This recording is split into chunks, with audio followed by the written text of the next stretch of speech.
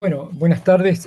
Para mí es un gusto muy grande poder presentar a Diego Milone aquí en el Ateneo. Adelante, Diego, te escuchamos. Bueno, muchas gracias Victorio y gracias a todos por esta invitación. Eh, me gusta hablar de la inteligencia artificial y por ahí, como decíamos antes, desmitificar un poco mucho que ahora está de moda y parece que son cosas oscuras y que no se sabe cómo funcionan o que hacen cosas mágicas. Así que mi charla tiene un poco de eso, un poco de contar que en definitiva van a ver son sumas y multiplicaciones y no hay nada raro realmente adentro de estos algoritmos. Y también hacer un repaso un poco histórico acerca del gran área de la inteligencia artificial y en particular a lo que yo me he dedicado más a las redes neuronales y contar un poco sobre el advenimiento del aprendizaje profundo, que es el último granito que ocurrió hace unos 10 años más o menos y que le dio un nuevo despertar al área de la inteligencia artificial.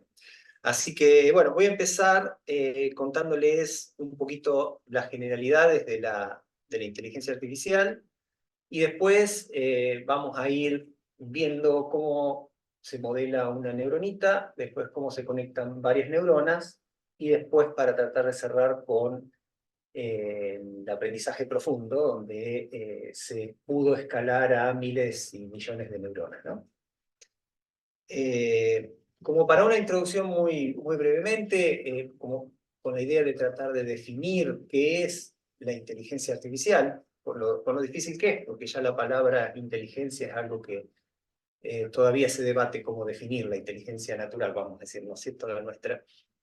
Pero bueno, es interesante pensar en qué tipo de problemas el ser humano resuelve mejor. Es una pregunta que cada vez es más difícil. La segunda pregunta que está ahí es más fácil, la de qué problemas la computadora resuelve mejor. Podríamos decir que hacer cuentas rápido o tantas cosas que indudablemente es mejor la computadora. Pero muchas de las cosas que decíamos que el ser humano hace mejor, ahora están siendo puestas en tela de juicio, ¿no? Como voy a dar algunos ejemplos, como aprender, como poder, una palabra bastante importante, generalizar a partir de un aprendizaje, generalizar a otras situaciones que no fueron exactamente dadas como material de estudio, adaptarse, adquirir experiencia y después utilizarla, razonar. Podríamos decir que el ser humano es creativo, eh, entender las emociones, transmitir emociones. Bueno, se puede hacer una lista bastante amplia, pero todas estas cosas hoy se pueden hacer con computadora, con lo que decimos que es una inteligencia artificial, ¿no? Algunas el humano sigue siendo mejor y en muchas otras, ya los algoritmos han superado a las capacidades del ser humano. Eh, entonces, esto es nada más como una introducción, como para definir el área disciplinar de la inteligencia artificial. Es una posible definición, en particular es la que a mí me gusta, pero hay otras también. Y la idea es tratar de hacer con una computadora aquello que le consideramos propio al ser humano, aquello que le consideramos propio de la inteligencia del ser humano, hacerlo con una computadora. Es una definición un poco que se va moviendo con el tiempo. Uno podría decir que hace 100 años tener una computadora o algún mecanismo que pudiera sumar, multiplicar y hacer operaciones, eh, le podríamos haber llamado inteligencia, inteligente, aunque todavía no estaba acuñado el término de inteligencia artificial hace 100 años. Y después, cuando uno tiene una calculadora en la mano y hace cuentas, nunca va a pensar que esa calculadora es inteligente, ¿no? Entonces, es algo que en una época puede considerarse parte de un trabajo de inteligencia artificial, pero que rápidamente, por ejemplo, hablarle a la computadora, cosa que hace 20 años no podíamos hacer, o se hacía, pero con muchísima dificultad, y decíamos, bueno, cuando yo le pueda hablar a la computadora y me entienda, voy a decir que es inteligente. Y eso era un tema de investigación de la inteligencia artificial. Hoy por hoy agarro el celular, hablo y me transcribe perfectamente, incluso me responde, me entiende lo que digo. Y no pensamos que por eso es inteligente el celular. Entonces, esta definición, lo mismo se podría dar el ejemplo del ajedrez, ¿no? Hace 20 años decíamos que, bueno, cuando el ajedrez le gane a un ser humano a una computadora, entonces vamos a considerar que la computadora es inteligente, ¿no? Y después le ganó y decimos, no, no es inteligente, es un algoritmo que está ahí adentro y funciona, pero no es inteligente. Entonces, es una definición linda de inteligencia artificial, pero se va corriendo con el tiempo, se va modificando. Así que siempre hay algún nuevo desafío para trabajar en inteligencia artificial. Para dar un panorama también muy general, hay dos grandes formas de modelar la inteligencia artificial y son dos como grandes subdisciplinas, se podría decir. Una es la que modela el contenido del conocimiento, de la inteligencia, y lo que busca es modelar al conocimiento en sí mismo. Por ejemplo, si hacemos una jerarquía de los seres vivos, los mamíferos, los reptiles, qué sé yo, eso es como el ser humano en su cabeza, en su cerebro modeló el conocimiento y es una estructura que le sirve. Y hay muchos algoritmos de inteligencia artificial que apuntan a eso. Y el otro, el que vamos a charlar más hoy, es el modelado del continente, o sea, el modelado de qué es lo que contiene al conocimiento. O sea, tratar de modelar el cerebro, tratar de hacer cosas que funcionen con el cerebro y por lo tanto internamente tengan representaciones similares a las que obtiene el humano con su inteligencia.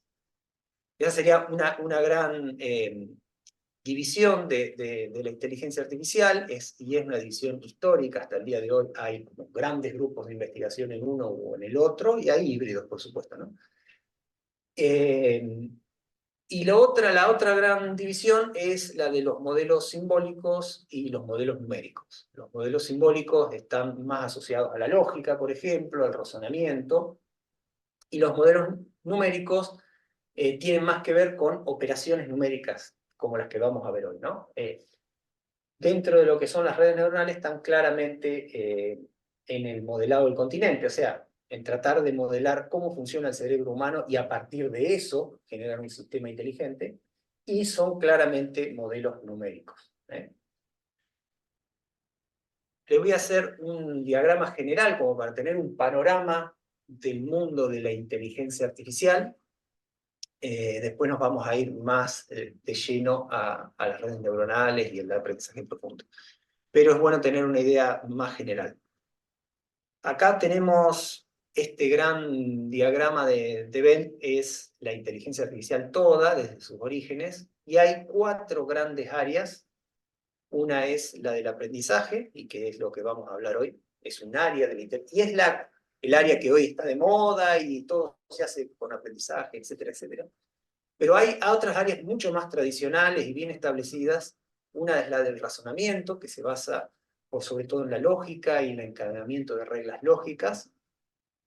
La otra es la representación del conocimiento, la representación, por ejemplo, la representación semántica del sentido de las palabras y de las redes de palabras, las ontologías. De la representación, para dar un ejemplo del conocimiento, surge la programación orientada a objetos, porque surge en los años 70 con los frames, que era un área de la inteligencia artificial, donde se modelaban, para el que sepa programación orientada a objetos, las categorías de las abstracciones, las herencias, las agregaciones, todo ese tipo de cosas de, qué sé yo, una especie que eran pájaros, y dentro de pájaros estaban todos los tipos de pájaros y así, ¿no? Entonces se busca modelar o representar de alguna manera en una computadora el conocimiento. De eso salió la programación orientada a objetos, la ingeniería de software, todo eso. Y hay otra área, la del planning, que es cuando el típico ejemplo que los robots tienen que decidir acomodar unos cubos sobre la mesa y poner primero el más grande, después arriba el más chiquito, o sea, una planificación orientada a una tarea en particular. Esas me detuve un poquito más porque no vamos a hablar de ninguna de esas, son otras áreas muy importantes de la inteligencia artificial, no son las que hoy por hoy predominan, nada como ChatGPT o todas estas cosas nuevas tiene que ver con ninguna de estas, sino que tiene que ver con el aprendizaje, ¿no? Dentro del aprendizaje, que le llamamos Machine Learning, aprendizaje de máquina o aprendizaje de computadora, hay muy diversas técnicas también, es algo que se viene desarrollando desde hace más de 30, 40 años. En ese subgrupo de técnicas de inteligencia artificial está el aprendizaje por refuerzo, este primero que puse acá, Reinforced Learning, es un tipo particular de aprendizaje. Con este aprendizaje, por ejemplo, se logró jugar a los videojuegos o ganar al Go. Esos hitos, también los nuevos sistemas de ajedrez están basados también en eso. Hay otro grupo que son los modelos de ensambles y como que el prototipo inicial o más conocido son los bosques aleatorios, random forest, por si los escucharon nombrar por ahí, pero la idea es agarrar un montón de algoritmos sencillos y ensamblarlos, hacerlos votar para encontrar una solución. Y después, otro gran grupo son los modelos basados en estadísticas, como las Support Vector Machines, por si las máquinas de vector soporte, por si también las escucharon por ahí. En estas cosas estamos hablando Support Vector Machine, para darles una idea, principios de los fines de los 90, principios del 2000, los ensambles Random Forest 2005, 2004, 2003, por ahí, digamos, para que se ubiquen más o menos temporalmente. Y el otro gran grupo de técnicas son las redes neuronales. Lo puse aparte porque nos vamos a ir metiendo de a poquito en lo que vamos a tratar en la charla de hoy. Las redes neurales son esto que venimos a simular cómo funciona el cerebro, exagerando un poco, ¿no? Por supuesto. Y dentro de las redes neuronales hay distintos tipos de redes neuronales. Acá puse dos ejemplos nomás. El perceptrón multicapa es uno de los ejemplos arquetípicos de la década del fines de los 80, principios de los 90, hizo un gran boom en los 90. Y puse otro acá, que son los mapas autoorganizativos, simplemente como un representante de lo que llamamos aprendizaje no supervisado. Después voy a hacer un poquito la explicación de cuando el aprendizaje se hace con una supervisión, o sea, con una guía, o cuando el aprendizaje lo hace el algoritmo simplemente mirando los datos sin que nadie lo guíe. Esas serían las dos grandes áreas de redes neuronales que aprenden. Dentro de unas clasificación adicional es la de inteligencia computacional, que incluye también la lógica borrosa y los sistemas de partículas o swarm intelligence, o sistemas de enjambre, que aprenden de la inteligencia de las colonias. O sea, por ejemplo, cómo se organiza un hormiguero, cómo se organizan los enjambres de abejas o de otros animales, y a partir de ahí se resuelven problemas, y eso también es parte de la inteligencia artificial, ¿no? Estamos hablando ahí también años 90, y la lógica borrosa también 80, 90, es otra gran área, bastante relacionada con el razonamiento, pero numérico, digamos, ¿no? Con incertidumbre. Ese es un mapa bastante general de, digamos, lo que existía hasta 2010, digamos, de la inteligencia artificial, y lo que surge como algo nuevo son las redes profundas. La D es de Deep, que en realidad no, vamos a ver después, lo vamos a analizar un poquito más, no es que sea una idea completamente nueva, no es que sea una cosa completamente diferente. Fíjense que todos los diagramas de Venn están todos uno dentro del otro. Estoy dentro de aprendizaje estoy dentro de redes neuronales, y dentro de redes neuronales estoy hablando de aprendizaje profundo. O sea, el aprendizaje profundo no es una nueva inteligencia artificial, o sea, es un caso particular de lo que ya se conoce desde los años 80, 90. Después lo vamos a analizar un poquito más, qué particularidades dieron lugar al boom que tuvimos en los últimos años, ¿no? Y bueno, dentro de las redes profundas, ahí menciono algunas más, las redes convolucionales, bueno, no es la idea de entrar en detalle, pero son, en definitiva, tipos particulares de redes neuronales, con muchas neuronas, en definitiva, con algunas operaciones particulares, pero no dejan de ser las mismas redes neuronales que conocíamos de hace 10, 20 o 30 años. Lo que ha pasado, indudablemente, es que estas redes profundas se han comido de alguna manera prácticamente toda la inteligencia artificial. Tanto la basada en aprendizaje como en gran parte los otros paradigmas de inteligencia artificial no basados en aprendizaje. O sea, funcionan tan bien que han resuelto problemas históricos que no se podían resolver con ninguna de las otras técnicas, incluidas las técnicas no basadas en aprendizaje, ¿no? Así que bueno, vamos a empezar muy de a poquito con una neurona. Si quieren, en cualquier momento, por favor, me interrumpen. Si no se entiende algo, si me salteo algo. Vamos a empezar con una neuronita, después vamos a conectar varias neuronas y después vamos a ver qué pasó con esto de que explotó las conexiones de miles de millones de neuronas. La neuronita esta es la neurona tiene un cuerpo neuronal, ahí eso que se ve ahí, no sé si lo ven bien, es una especie de ojo que a través de la retina hace llegar impulsos. Voy a tomar un poquito de agua.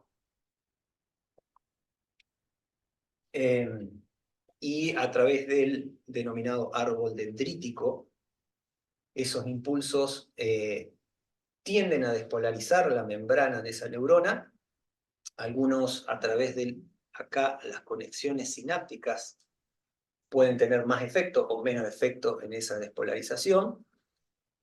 Podemos tener otras fuentes de entrada, estoy tratando de transmitir la idea de entrada a la neurona. Acá está la cóclea con el oído, que también está a través del nervio auditivo llegando a esta neuronita. Y puede haber, por ejemplo, del tacto también.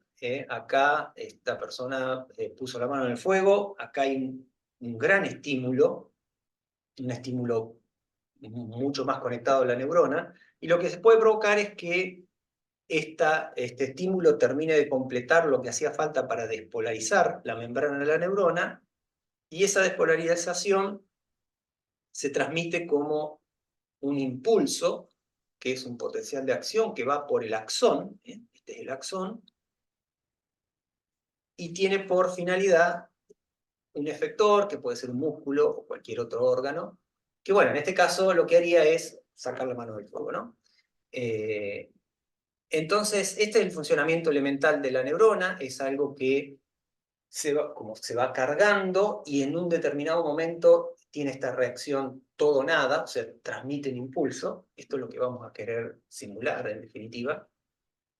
Y otro de los aspectos que quisiéramos simular también es que la próxima vez, por ejemplo, cuando yo ya veo el fuego, estas conexiones sean más fuertes y no me llegue a quemar, ¿no? Entonces, el otro aspecto que vamos a querer simular es esto que está acá marcado, que es el aprendizaje.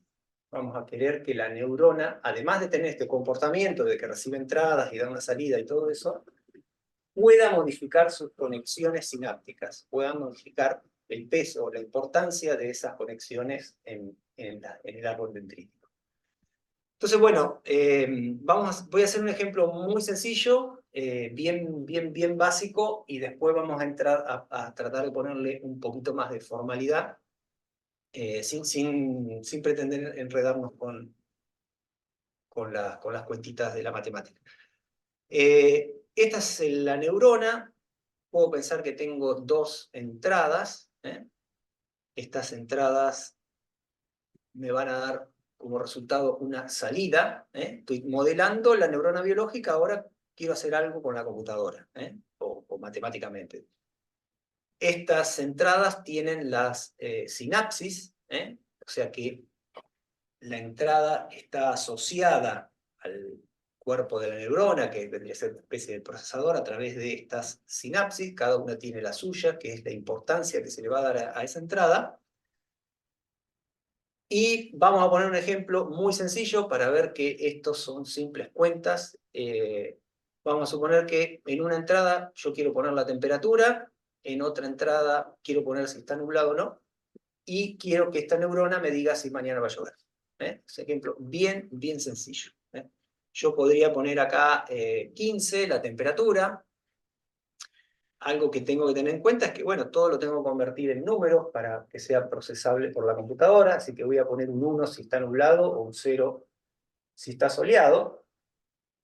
Y de la misma manera voy a pedirle a la neurona que me diga 1 si me está prediciendo que mañana va a llover, o 0 si no va a llover. Esto es muy simple. Voy a poner un ejemplo numérico como para que... Quiero simplemente enfatizar de que de ahora en adelante todas van a ser sumas y multiplicaciones y no hay ninguna magia en esto. Supongamos que el peso sináptico vale 2, entonces lo que va a pasar es que estos 15 grados se van a multiplicar por 2, y después a eso el hecho de que estaba nublado se va a multiplicar por 20, y acá se suma.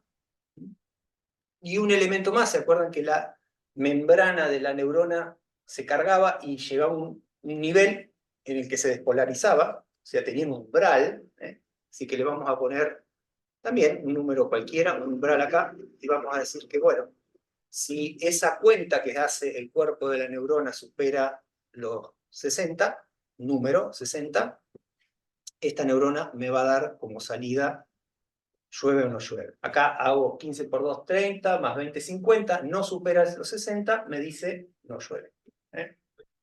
Así funciona la neurona y así funciona, en última instancia, ChatGPT. O sea, de acá a todo lo que vamos a ver para adelante, no hay más que meter mucho de esto, muchas cuentitas de esta, ¿no? Yo podría, sube la temperatura, ahí en vez de 15 hay 30 grados, bueno, lo mismo, voy rápido con esto porque era bien elemental para... acá me va a decir, bueno, subió la temperatura, también estaba nublado y ahora sí me predice que llueve. Y lo último conceptual importante es, ¿qué pasa si mañana no llueve? Quiere decir que la neurona tiene que, desde el punto de vista del modelado de la inteligencia artificial, tiene que aprender. Cometí un error y ahora quiero que aprenda. Entonces, si dio 1 como salida y realmente tendría que haber dado 0, porque resultó que no llovió, yo tengo que hacer algo para mejorarla, para arreglarla, y lo que tengo a mano, o sea, obviamente las entradas no las puedo cambiar, ¿no? O sea, si había 30 grados, había 30 grados, si estaba nublado, estaba nublado, pero lo que yo puedo cambiar para que aprenda son las conexiones sinápticas, cómo las entradas afectan al cuerpo neuronal. Y eso lo puedo hacer básicamente a través de los pesos sinápticos. Entonces acá, esto se puede hacer de muchas maneras, pero bueno, yo podría, por ejemplo, decir, voy a cambiar uno de los pesos sinápticos. Lo que yo tendría que hacer para que salga 0 acá es hacer que esta cuenta de más chico, ¿no? Que no se pase de 60. Entonces, bueno, por ejemplo, podría convertir ese 2 en un 1, y ahora 30 por 1 más 20 me da 50, por lo tanto, la neurona va a decir no llueve, y digamos que aprendió. Por supuesto, esto es un ejemplo ultra simplificado, no podemos pretender que con esa simple cuenta se prediga bien el tiempo, cuando ni modelos mucho más completos lo pueden hacer por hoy, ¿no? Pero yo podría agregar muchísimas entradas, temperaturas de días anteriores, podría agregar humedad, podría agregar todas las entradas que quiera, hacer las cuentas que tenga que hacer ahí adentro para predecir. Llevándolo un poquito a un nivel de formalización un poquito más, yo tengo las entradas, que pueden ser todos estos números reales que están ahí. Cada una de las entradas está pesada por un vector de pesos sinápticos, que acá hacemos esa suma pesada, ponderada, y que después vamos a ver si supera el umbral para decidir si la neurona dice 1 o 0, ¿no? Voy a ir un poquito más rápido con esto porque me interesa sobre todo lo conceptual, que quede claro de qué es la neurona, cómo funciona y qué significa aprender. Acá lo que estoy haciendo es metiendo esto acá adentro, es una comodidad matemática nomás para que les guste, y lo que hago para que este sea un peso más que se pueda aprender, pongo una entrada fija y ya tengo todo acá dentro de la sumatoria. Y con esa sumatoria ya tengo como el modelo completo de todos los pesos, incluido el umbral de disparo, que también era algo que yo lo puse arbitrariamente en 60 hoy, pero tiene que poder ser aprendible, digamos, ¿no? Entonces, eso básicamente lo puedo representar como un producto interno entre los pesos y las entradas, al cual se le aplica una función no lineal, que es el umbral ese, ¿no? Si pasaba de cero en este caso. Entonces, así queda representado el modelo de la neuronita esta. Este producto interno se puede concebir o pensar conceptualmente como el parecido entre la entrada y los pesos. Y cuando son más parecidos va a dar más grande y después va a pasar con más facilidad el cero. Y esto que estaba como esta función no lineal, digamos, que es clave en las redes neuronales, la componente no lineal, que le permite resolver muchos más problemas. Acá es la función signo, que es más uno o menos uno, pero generalmente por comodidad, sobre todo matemáticas, se usan funciones suaves que se puedan derivar y todo eso. No voy a entrar ahora más en detalles. Voy a mostrar un ejemplo muy rápido de una neuronita con dos entradas para dar otro concepto importante. Acá está lo mismo que hicimos recién, los pesos por las entradas. Y fíjense que la formulita, la ecuación que define el comportamiento sería el signo de la suma ponderada de las entradas.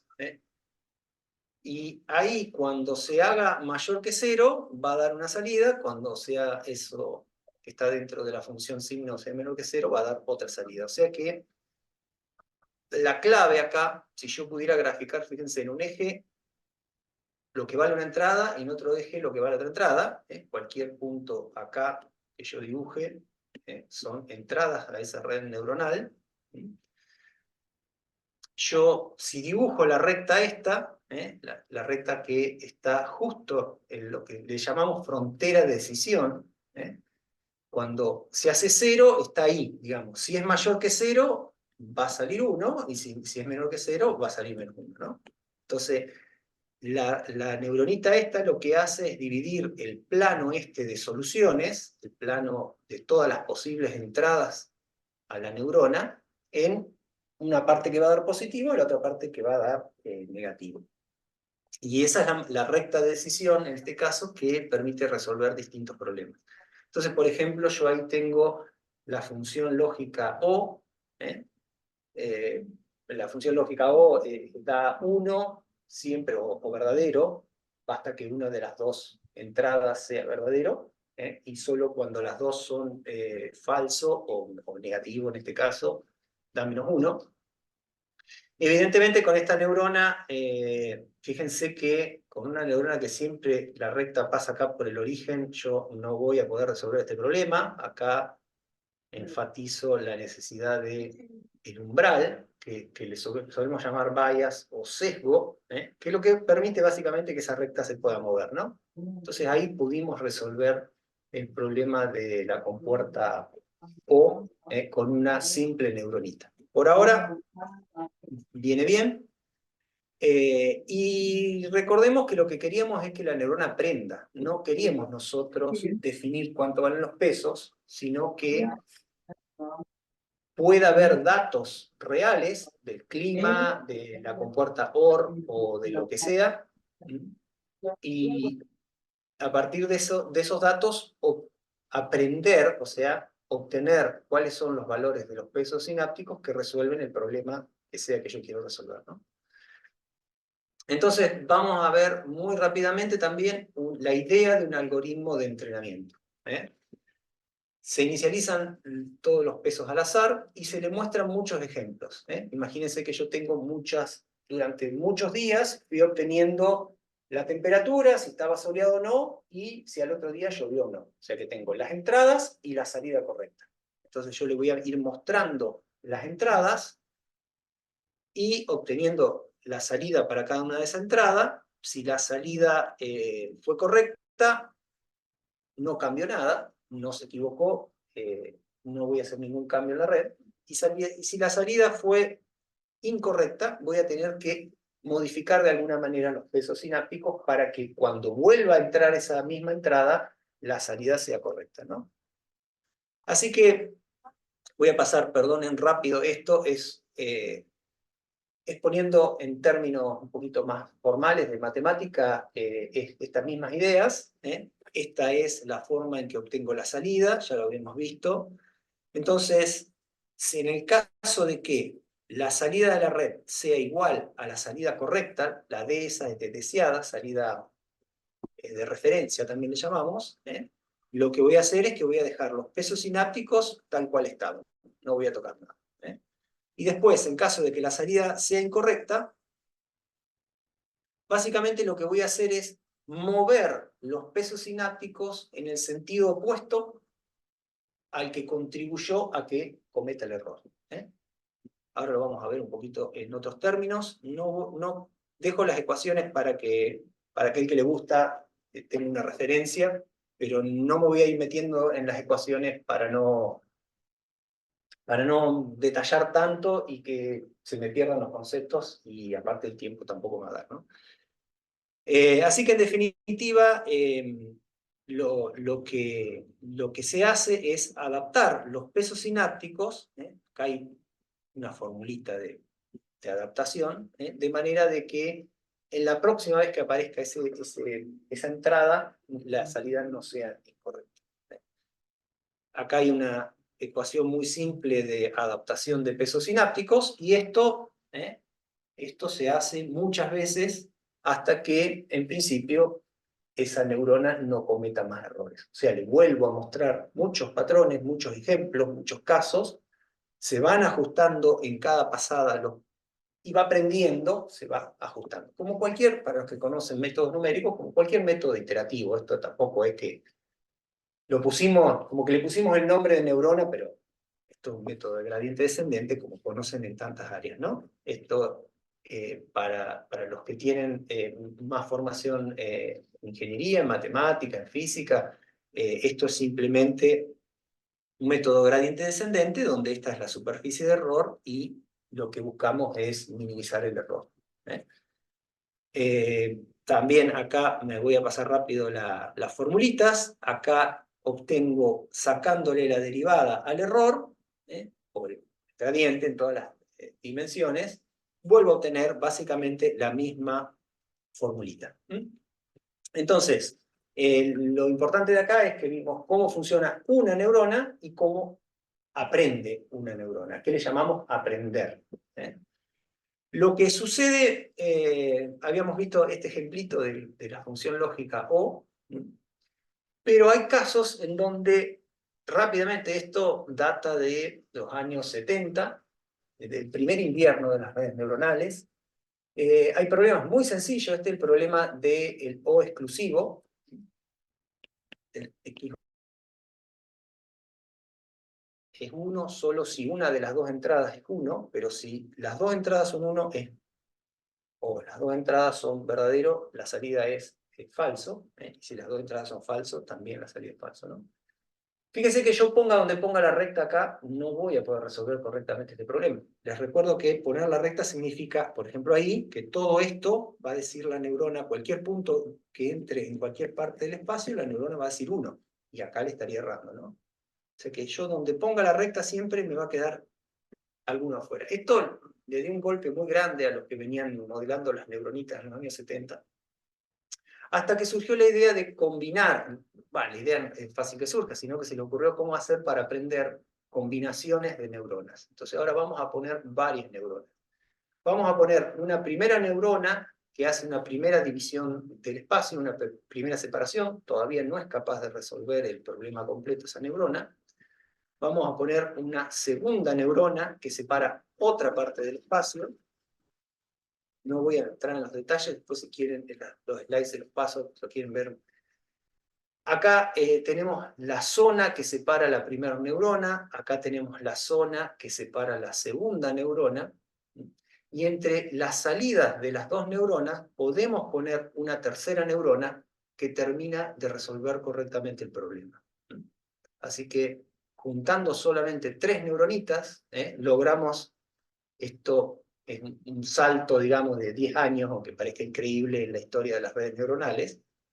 Se logró armar una red neuronal muy simple, que es la que les muestro acá. Tardan en aparecerla acá. Con 3 neuronitas, que tiene sus pesos sinápticos, sus fallas o sesgos, y que resuelve el problema del OR, de la O exclusiva.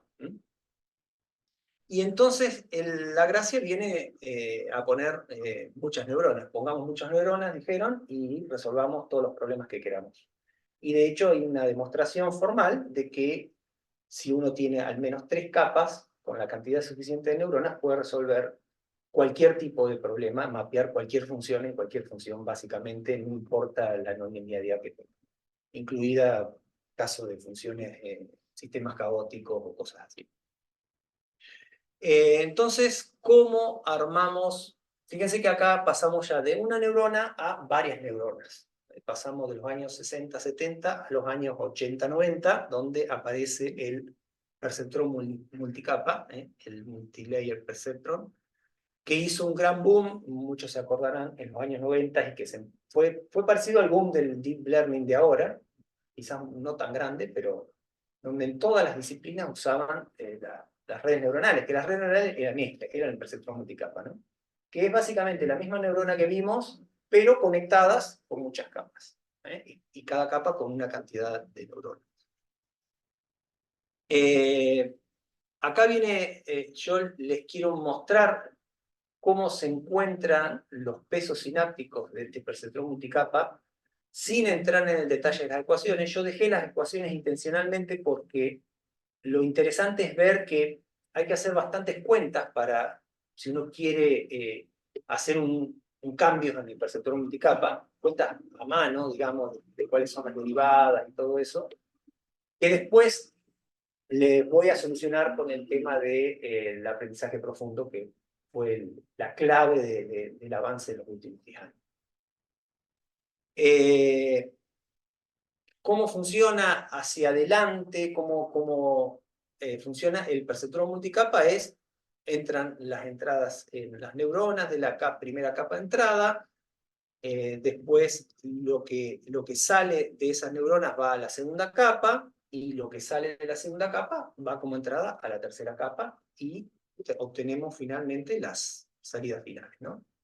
El tema es acá cómo hacemos para adaptar los pesos sinápticos cuando la red comete un error. Entonces, lo que tenemos que definir primero es una función de error, cómo medir el error en las salidas. Este es un simple error cuadrático. Voy a ir rápido para dejar los conceptos fundamentales. Al igual que antes, lo que vamos a hacer es el delta de pesos, o sea, la variación de pesos, la vamos a hacer proporcional a el gradiente de error, lo mismo que habíamos hecho con una neuronita sola.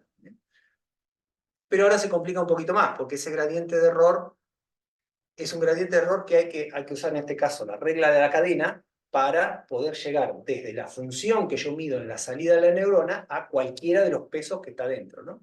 Que pasa a través de muchas funciones internas y muchos pesos internos. Entonces lo que se usa es básicamente la regla de la cadena. No quiero entrar en detalle de cómo hacer estas derivadas, solo mostrarles, este es el otro concepto importante, que es el gradiente de error local, que es este bloquecito antes de llegar a la salida. Entonces, básicamente, lo que yo ahora haría, si tuviera media hora más, es mostrarles cómo puedo obtener el gradiente de error local para cada una de las neuronitas y cada uno de los pesos sinápticos de toda la red neuronal. Entonces, yo me pondría acá a hacer cuentas. Acá está el gradiente de error local para la tercera capa, y sacar más cuentas, y sacar más cuentas, y sacar más cuentas. Esto, a propósito, lo dejé, no era la intención ponernos a analizarlo. Quería que vean, si bien las ecuaciones tampoco son nada del otro mundo, para el que está en el tema, no son derivadas para nada difíciles.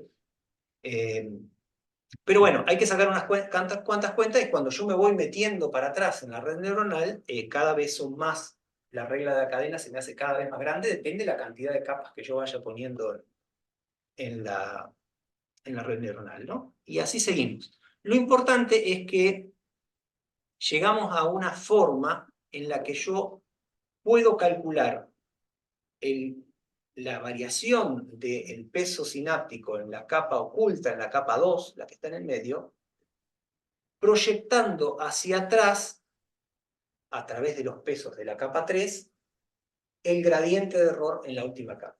Y esto es lo que se conoce, o que tiene el nombre famoso de retropropagación del error. En realidad lo que se retropropaga es el gradiente de error. Ahora se los voy a mostrar en un dibujito.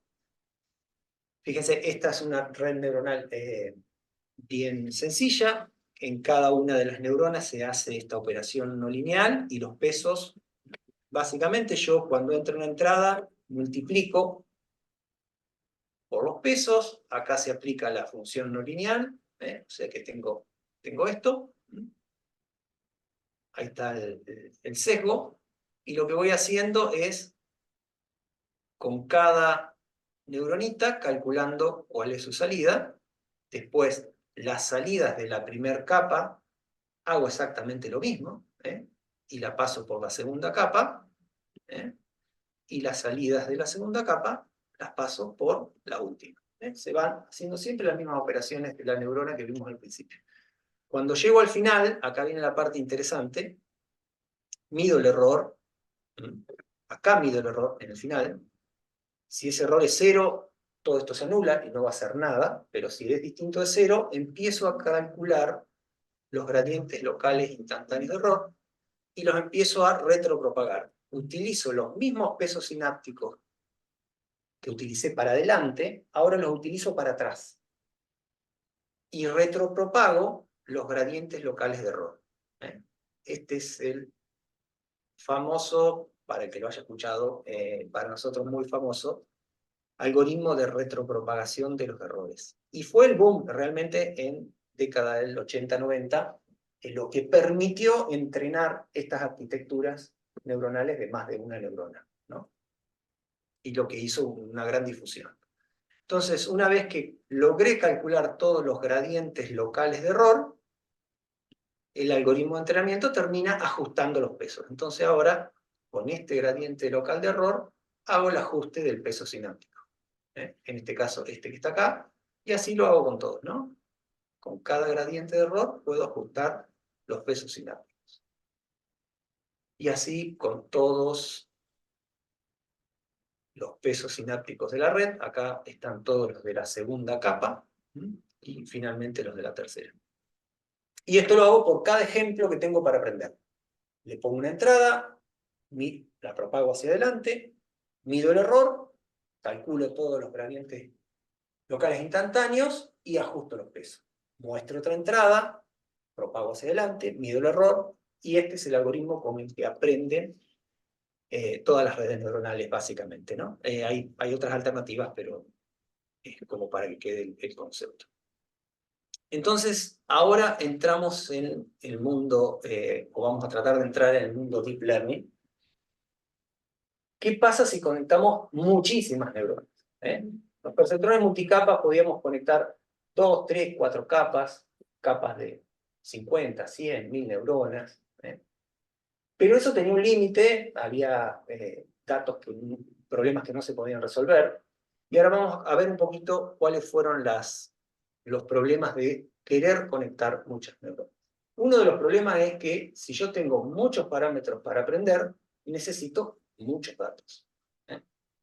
Entonces, este problema se vino a solucionar entre el 2000, 2005, 2010, con la revolución de los grandes datos. O sea, resultó que empezó a ser muy fácil adquirir y almacenar datos. Todo el mundo con el celular toma fotos, graba audio, todo se hizo muy barato, los sensores, las memorias, etcétera, etcétera, ¿no? Entonces, eso contribuyó a resolver este primer problema, que era la necesidad de tener muchos datos para entrenar arquitecturas neuronales más grandes. El otro gran problema era el costo computacional, hacer todas estas cuentas, multiplicaciones, gradiente, para atrás, para adelante, etc. Y eso también vino, que es como que fue una confluencia de varias, no voy a decir casuales, porque nada es casual estrictamente, pero que se dieron en esta última década o 15 años. Llegaron gracias a los gamers, a los que jugaban a los videojuegos, llegaron las GPU y se empezaron a desarrollar enormemente. Entonces, se les ocurrió utilizar los 2, 3, 4.000 procesadores chiquitos que tiene una unidad gráfica de procesamiento para entrenar neuronas y pasar y paralizar rápidamente el proceso de entrenamiento. Eso resolvió enormemente el problema del alto costo computacional. Y el otro gran problema que tenían los perceptrones multicapa y todas las arquitecturas neuronales era un problema conocido como desvanecimiento del gradiente. El desvanecimiento del gradiente se daba en arquitecturas de más de 4 o 5 capas de profundidad. Cuando uno quería retropropagar esos gradientes, se hacían números tan pequeños que lo que terminaba pasando es que las primeras capas de la red neuronal nunca aprendían. Ese desvanecimiento del gradiente, como les digo, hasta 3, 4 capas no ocurría, pero cuando querían armar arquitecturas grandes de 20, 30, 40 capas, donde cada capa a lo mejor tenía miles de neuronas, resulta que no lograban aprender nada. Es un problema más intrínseco del área de redes neuronales. Entonces surgieron varias ideas. Estas ideas, algunas vienen de los 90, pero la mayoría son entre el 2000 y el 2010, y un poquito más. No me voy a entrar en detalle, las menciones nomás. Varias ideas muy interesantes. Esto sí se podría decir que es más genuinamente el deep learning. Estas ideas son ideas de cómo entrenar la red neuronal que ya teníamos. No es que necesariamente inventamos una nueva red neuronal o una nueva forma de aprender, sino lo que se inventó fue cómo evitar el problema del desvanecimiento de los gradientes. No voy a entrar en detalle con eso, y la otra gran dificultad, que es a la que me voy a dedicar un poquito, porque yo creo que es junto con el desvanecimiento del gradiente, pero es la más importante y la que suele estar más oculta o no se ve tan fácilmente, es que cuando uno construía arquitecturas más complejas, cuando uno quería cambiar las no linealidades que tenía la red neuronal, cambiar una función como la que vimos hoy, la no linealidad esa del umbral, digamos, quería ponerle otro tipo de función, un seno, un coseno, o cualquiera, cuando uno quería mezclar capas, tenía que hacer la derivada de todo eso. Incluso si uno tenía arquitecturas de miles de neuronas con funciones no lineales, uno tenía que encontrar una fórmula, una ecuación cerrada y hacer la derivada de todo eso y después implementarla específicamente para esa arquitectura neuronal, ¿no? Cuando uno cambiaba, así, no, voy a probar en esta capa en vez de función tangente, voy a usar función sinusoidal. Ah, bueno, sentate a hacer las derivadas todo de nuevo. Eso frenaba muchísimo el desarrollo de las redes neuronales, de la inteligencia artificial en general. Y lo que surgió, lo que vino a resolver el problema fue la programación diferenciable. Voy a hablar un poquito de eso, ya sé que no tengo ya casi tiempo, pero es el corazón del deep learning. Junto con los otros condimentos, que son... La programación diferenciable tampoco es algo que se inventó ahora. Ya existía, se usaba, por ejemplo, en mecánica de fluidos y en otras áreas se usaban desde los años 90, pero tuvo un impacto, realmente fue lo que permitió el boom hasta el día de hoy, incluso incluido por decir, el ChatGPT o cualquiera de lo que ustedes imaginan hoy por hoy, usa programación diferenciable para lograr entrenar semejantes monstruos neuronales. Entonces, para clarificar un poco y para distinguir, hay varios nombres con los que se conoce la programación diferenciable, y lo que quiero dejar claro es que no es ni la diferenciación simbólica, vieron cuando usan los software que uno le pone una ecuación y lo deriva internamente con reglas, ¿estamos? Ni tampoco es la diferenciación o la derivada numérica. Entonces vamos a ver, ya veo que se me acabó el tiempo, les pido disculpas, me entretuve mucho con la primera parte. No hay problema, Vamos a ver un podés par tomarte un de poco ejemplos. más, no hay problema.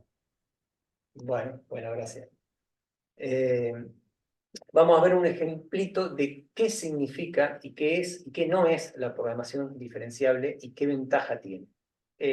Insisto que esto no es muy mencionado, pero justo vi el otro día un tuit de LeCun, que es uno de los próceres de la inteligencia artificial, del deep learning, junto con Benchir y con Hinton, que fueron los tres grandes que ganaron el premio Turing.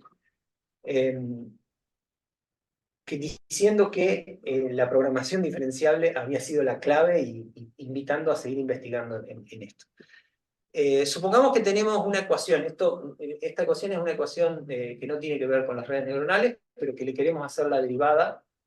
El mapa logístico, quizás los que hayan trabajado con caos y ese tipo de cosas lo conocen, es un ejemplo típico de una función de un sistema que entra en caos. Queremos hacer la derivada para las distintas instancias o recursiones del mapa logístico, queremos contar con la derivada con respecto a un valor inicial en el que empieza la variable L, que sea X, ¿no? Cualquier valor X. Entonces, supongamos que la constante del mapa logístico es 4, o sea, está en pleno caos, para los que les gustan esos temas. Acá tenemos muy rápidamente, fíjense, la evolución del mapa logístico. En la primera iteración, bueno, L igual a 1 es X, el valor inicial. En la segunda es la ecuación del mapa logístico, pero ya a esta aplicado el mismo mapa logístico, ya en la tercera iteración tengo ya al cuadrado, y así en la cuarta voy a tener esto, o sea, voy metiendo adentro del mismo mapa logístico el resultado anterior, ¿no? Es este L que está acá, que es parte del siguiente. Si yo quiero obtener las derivadas respecto de la X esa de entrada, saber cómo impacta esa. Entonces, bueno, acá la derivada con respecto a X es 1, acá tengo la derivada de este producto, acá ya se me empieza a complicar, esta estoy teniendo la derivada manual, digamos, ¿no? Haciéndolo a mano. O sea, acá tengo tres productos, entonces tengo el primer término, que sería la derivada del primero por el segundo y el tercero como está, bueno, la regla de la derivada para que están en los temas más, en las disciplinas más relacionadas con la matemática. Y después la otra, bueno, ya, imagínense que cuando esto crezca a la iteración 500, esto es un monstruo impresionante, ¿no? Y que me los tendría que poner a sacar a mano. Me quedaría un choclo así de cosas inmanejables. Y yo después eso lo tendría que programar, ¿no? Acá, simplificando un poquito, pero básicamente esto también, se empiezan a hacer unos coeficientes enormes, se empieza a hacer un chorizo eterno, todo para sacarle simplemente la derivada a la ecuación logística a lo largo de las iteraciones, ¿no? Y insisto, estamos en iteración 4 nomás, ¿no? Ni pensemos lo que es en la 500. Entonces, vamos a usar este ejemplo para ver las distintas formas de resolver este problema de tener las derivadas disponibles, y por ejemplo, con esas derivadas optimizar algo o hacer algún análisis, lo que sea. Acá tenemos, en primer lugar, lo que está ahí arriba es la ecuación logística, y lo que para L igual a 4, o sea, después de la cuarta iteración, como me quedó, es la f de x que tenemos de partida, a eso le queremos sacar la derivada, en este caso, en este ejemplo. Lo primero que podemos hacer es, acá todavía no saqué ninguna derivada, es cómo codificaríamos eso. Bueno, tenemos dos formas. Una, en la forma cerrada, directamente codificamos la ecuación que teníamos arriba, la completa. Pero en realidad nosotros cuando lo implementamos hacemos esto, ¿no? Los que han trabajado con no linealidades y caos, hacemos un ciclo for, y el resultado de una pasada se lo metemos de nuevo a la misma, la B sería en este caso, la estamos metiendo el resultado de la B de la vuelta anterior, la volvemos a meter. Y eso no tiene la complejidad de esto. O sea que si yo pudiera lograr con las derivadas algo parecido a esto, fíjense que acá yo estoy desarmando la complejidad de la ecuación e implementándola de una manera ultra sencilla. No importa si este 3 ahora es 500. Yo con la misma complejidad estoy resolviendo el problema de obtener, en este caso, la función. Una de las formas de encarar el problema de la derivada es hacer la derivada manual, ¿no? Esta es la que hicimos recién y que ya vimos que ya para 4 se complicaba bastante. Esa derivada manual yo después la puedo codificar. Ese es simplemente un programita que devolvería el valor de la derivada manual. Algo parecido puedo hacer utilizando la derivada de esto que está acá, usando algún sistema de derivación simbólica, y con esa derivación simbólica obtener también esta ecuación y después escribirla, ¿no? Escribirla en un programa, para 4, para 5, para 500, para lo que sea. ¿Cuál es la gran ventaja de esto? Es que obtengo soluciones exactas, ¿no? Exactamente la derivada en ese valor. La otra que tengo es hacer la diferenciación numérica, el cálculo numérico con todas sus variantes. Ahí tengo que elegir un h, un paso, y ir calculando pedacito a pedacito, estimando, y esto ya sabemos que es aproximado, que la elección del HS es bastante delicada, y hay toneladas de algoritmos para sortear los problemas que tiene la aproximación esta, ¿no? Pero esto se rompe rápidamente porque se empiezan a acumular los errores. Y la última, que es la que nos interesa, es la diferenciación automática. Este es el corazón del Deep Learning, y consiste en, fíjese, en robarle la idea del for y utilizar en cada pasada del for, así como evaluamos la función original, también evaluar iteración a iteración la derivada. La derivada, acá tenemos de nuevo la derivada de un producto, ¿no? Tenemos la derivada del primero por el segundo como está, o sea, 4 por b, la derivada es 4 por la derivada de b, y después el segundo. Entonces, con ahora lo vamos a ver un poquito más en detalle, recuperamos la idea de descomponer el problema de obtener la derivada en una forma iterativa que aprovecha los resultados anteriores. Y esto es también exacto. Y lo único que necesito hacer manualmente es la primera derivada. Después puedo hacer 500 derivadas. Ya conectan esto con la idea de tener 500 capas de neuronas, cada cual con sus funciones no lineales, las que queramos, ¿no? Y acá está la clave. Entonces voy a comentar muy rapidito otro ejemplito. En este ejemplo yo tengo una función que es compuesta, un logaritmo, un producto y un seno. Lo puedo representar como un grafo. De hecho, las redes neuronales, estas profundas, se representan como un grafo de operaciones internamente. En este grafo tengo dos entradas, la x1 y la x2. Acá a esta entrada simplemente le llamo b-1 y b0. Fíjense que acá, en esta operación, voy a hacer el producto. Acá voy a aplicar el logaritmo. Después acá las voy a sumar. Uy, se me escapó de nuevo. Después acá voy a aplicar el seno. Y acá finalmente voy a restar este pedazo con este pedazo. Armé un grafo de la ecuación esa que quiero evaluar. Y siempre voy a querer evaluar no solo la función, sino su derivada, ¿no? Entonces, el método de derivación automática, hay dos variantes. Uno se llama derivación automática hacia adelante y la otra se llama en reversa.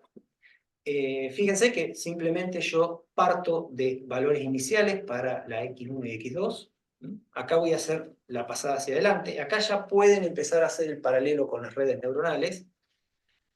Acá no estoy derivando todavía, ¿no?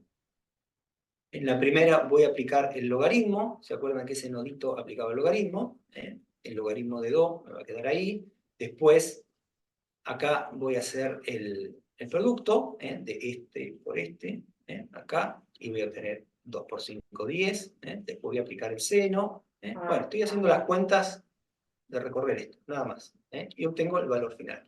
De la misma manera, lo que voy a hacer es definiendo acá defino una notación particular, que es la derivada de cualquiera de las variables b corta respecto al x1 original. Fíjense que sea donde sea que yo me pare, siempre la derivada la quiero tener respecto de ese x1, ¿no? Y obviamente el objetivo es obtener la final de todo.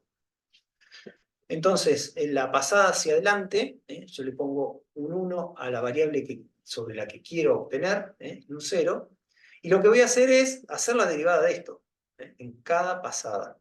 Entonces acá tengo la derivada del logaritmo, 1 sobre b1, y, perdón si voy medio rápido, pero no me preocupa el detalle de las operaciones numéricas, digamos, ni cómo se hacen las derivadas. Esta es la derivada de b1 respecto a x1 por la derivada del logaritmo, es la derivada de una función. Acá tengo la derivada de un producto, y como ya voy teniendo los valores, puedo ir calculando numéricamente, no nos olvidemos que yo lo que quiero siempre es el número, hasta que llego, voy concatenando esas derivadas y llego al valor final, que es 5,5 en este caso. De la misma manera, yo puedo hacer, me interesa más, otra forma de derivación automática es arrancar de acá e ir para atrás. Hoy lo que hicimos fue que arrancamos de acá y nos fuimos para allá. Ahora lo que vamos a hacer es arrancar del final para adelante. Entonces vamos a definir otra notación particular. Esta es la derivada de la variable b sub i respecto a de la salida respecto de la variable b sub i, perdón. Es la salida y, la última acá. Acá tenemos ahí. Entonces va a ser, por ejemplo, la salida respecto de esta, la salida respecto de esta, la salida respecto de esta, la salida respecto de esta, y así, ¿no? Esa es la derivada que vamos a llamar ahí. Vamos a arrancar de la salida, que lo vamos a inicializar, y lo que vamos a hacer es ir hacia atrás. Entonces vamos a tomar, tenemos la derivada con respecto a b4, que es la derivada con respecto a y, que es b5, por, esta es regla de la cadena, ¿no? Por la derivada de 5 respecto a 4. Después la derivada de b3, bueno, esto es más técnico, digamos, pero es la misma idea. Y yo la puedo ir calculando, ¿no? Ya tengo estas dos. Después, en la que sigue, obtengo la derivada, acuérdense que es de y con respecto a b1 o a b2, ¿no? Ahora estoy ahí. Pero ya tengo las derivadas con respecto a las anteriores, que son las que necesito, b3 y b4. Entonces, vuelvo a hacer la regla de la cadena, y así, de manera iterativa, no vamos a estar en detalle, no importa, obtengo, fíjense, la misma. Ventaja de este método en reversa, que también obtengo a la misma vez la derivada para esta, ¿no? Cosa que en las redes neuronales nos interesa, porque medimos el error acá atrás y queremos saber cómo influyó cada una de las entradas a lo largo de todos los nodos en componer este error. Entonces, este es el mismo backpropagation, retropropagación que vimos antes, pero armado como un grafo y de manera automática. Entonces yo con saber cuál es la derivada de cada nodo individual, puedo acumular todos los nodos que quiera y no me va a explotar la complejidad. Ni lo voy a tener que hacer a mano, ni voy a tener que tener la forma cerrada de esa función para hacerle la derivada. Ahí se le puede hacer la derivada con este método a fórmulas no cerrada, yo no la sé la fórmula, armo el grafo y meto logaritmo, seno, meto todo lo que se me ocurra ahí, las no linealidades que quiera, y se deriva solo. Y nunca voy a Diego, tener explícitamente la derivada. puedo hacer una Sí, pregunta que me parece oportuna. sí, sí. En este anidamiento de derivadas que mostrabas hace un ratito con el for, ¿sí? Es como que Sí, le has enseñado a la máquina a derivar, y después no importa si tiene que hacer 500 derivadas. ¿Se puede interpretar así? exactamente. Se puede interpretar así. Yo le Claro, enseñé a derivar un pedacito y después claro, ella acumula todo eso con toda la complejidad que haga falta. claro, un poco Sí, para que se entienda, digamos, más fácil, digamos, este anidamiento. En realidad lo sí, que la máquina aprende es hacer una derivada y después eso es iterativo. Que va cambiando la función, exactamente. lógicamente, claro. Bueno, Depende de gracias. la función que tenga que hacer, pero También para quería saber cualquier si estaba, función si estaba entendiéndolo yo bien, es así. correcto, es correcto, es así. Es así.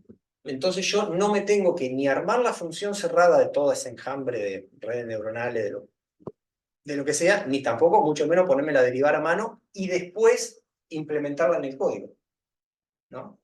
Esto se hace solo. Digamos, por eso es automática la diferenciación. Y es exacta. No es una aproximación a la derivada. Es la derivada exacta, igual que como si lo hubiera hecho a mano. Claro, claro. Que es la gran ventaja. No hay acumulación de errores, no hay residuos, no hay nada.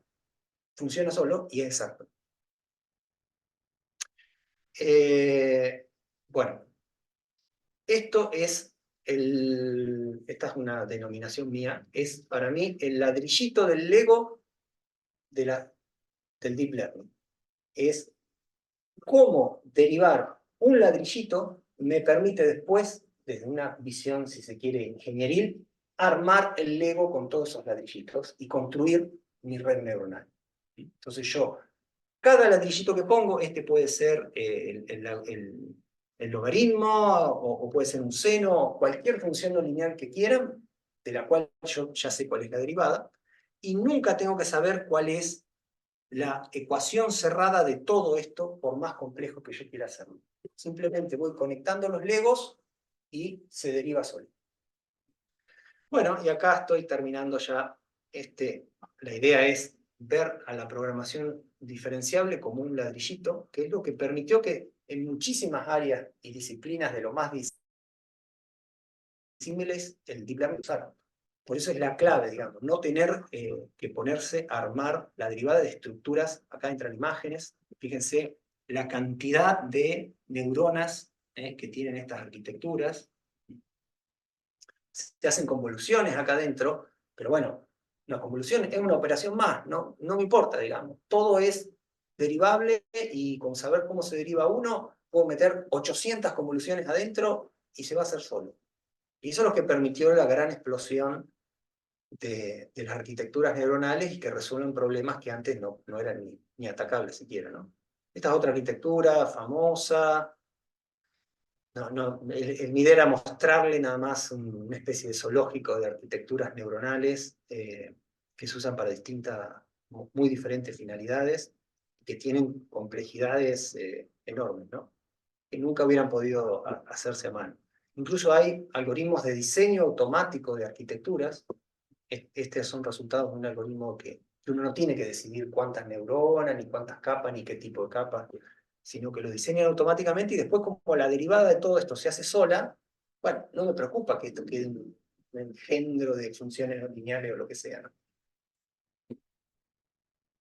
Esta, por ejemplo, es una arquitectura que armamos nosotros para un problema particular de bioinformática. Uno puede hacer acá operaciones matriciales, puede hacer operaciones lineales, no lineales, lo que uno quiera puede acá concatenarlo en esta superestructura y listo. No se preocupa de cómo hacer la derivada porque esto se deriva solo.